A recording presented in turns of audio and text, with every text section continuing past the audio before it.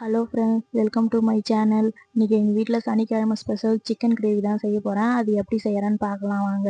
அடுப்பு பற்ற வச்சு அதில் ஒரு வானலை வச்சு அதில் கொஞ்சமாக எண்ணெய் ஊற்றிக்கலாம். எண்ணெய் காஞ்சதும் அதுக்கு தாளிக்கிறதுக்கு மசாலாலாம் சேர்த்துக்கலாம். நான் கொஞ்சமாக சோம்பு, பிரிஞ்சி இலை, கிராம்பு, ஏலக்காய் இதெல்லாம் எடுத்துருக்கேன் ஃப்ரெண்ட்ஸ்.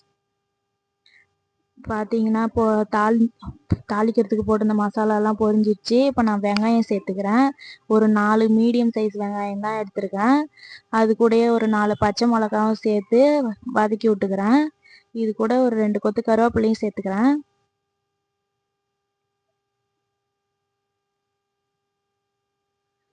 கருவேப்பிலையும் சேர்த்து நல்லா பொன்னிறமாக வதக்கி விட்டுக்கிறேன். வெங்காயம் வதங்கினதுக்கப்புறம் இப்போ இஞ்சி பூண்டு பேஸ்ட்டும் சேர்த்துக்கிறேன்.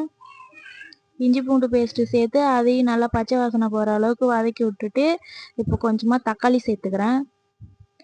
நான் ஒரு 3 மீடியம் சைஸ் தக்காளி எடுத்திருக்கேன். உங்களுக்கு புளிப்புக்கு தேவையான தக்காளி நீங்கள் எடுத்துக்கோங்க. பார்த்தீங்கன்னா தக்காளி நல்லா வதங்கி தொக்கு மாதிரி ஆயிடுச்சு. இதில் நான் மசாலாலாம் சேர்த்துக்கிறேன்.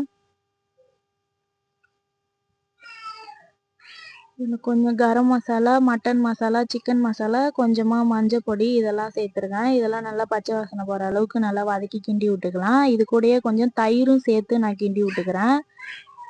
பார்த்தீங்கன்னா மசாலா நல்லா கிரேவி மாதிரி நல்லா வதங்கிடுச்சு. இது கூட நான் 1 கிலோ சிக்கன் எடுத்திருக்கேன். சிக்கனையும் சேர்த்துக்கிறேன்.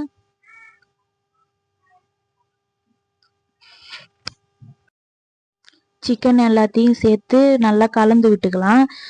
மசாலா எல்லாம் சிக்கனில் இறங்குற மாதிரி ஒரு 2 நிமிஷம் நல்லா கலந்து விட்டுக்கலாம் ஃப்ரெண்ட்ஸ்.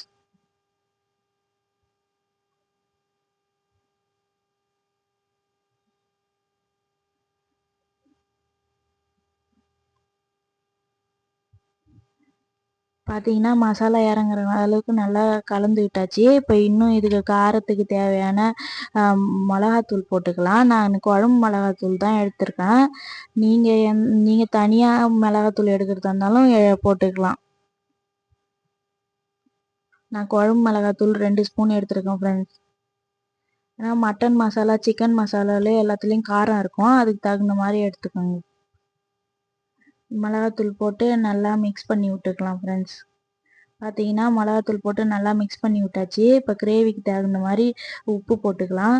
அதுக்கு தேவையான உப்பு போட்டு நல்லா கலந்து விட்டுட்டு தண்ணி சேர்த்துக்கலாம். நான் கொஞ்சமாக தான் தண்ணியை சேர்த்துருக்கேன். நீங்கள் எவ்வளோ தேவையோ அந்த அளவுக்கு சேர்த்துக்கோங்க. ஏன்னா சிக்கன்லேயும் தண்ணி விடும் இல்லையா, அதனால ரொம்ப அதிகமாக தண்ணி சேர்த்தா தண்ணி ஆகிடும் ஃப்ரெண்ட்ஸ். இதை நல்லா கலந்து விட்டு நல்லா கொதிக்க வச்சுக்கலாம்.